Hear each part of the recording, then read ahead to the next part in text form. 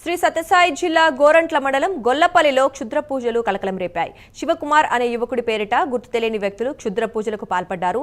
గ్రామంలోని చెరువులో క్షుద్ర పూజలు చేసి నిమ్మపండుపై శివకుమార్ అతని తండ్రి రామాంజనేయులు పేరు రాసిపెట్టారు. గ్రామంలో సీసీ రోడ్డుకు తన భూమి ఇవ్వలేదని ఈ ఘాతకానికి పాల్పడ్డారని శివకుమార్ తెలిపారు. ఇలాంటి ఘటనలకు పాల్పడిన వారిపై చర్యలు తీసుకోవాలని శివకుమార్ కోరారు.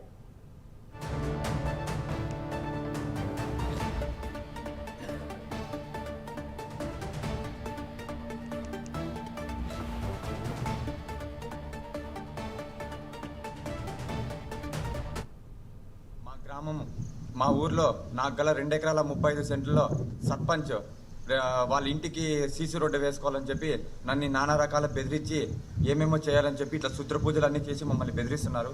కాబట్టి గవర్నమెంట్ అధికారులు, పోలీస్ శాఖ వారు ప్రతి ఒక్కరూ నాకు స్పందించి నాకు న్యాయం చేయవలసిందిగా అందరినీ కోరుకుంటున్నాను.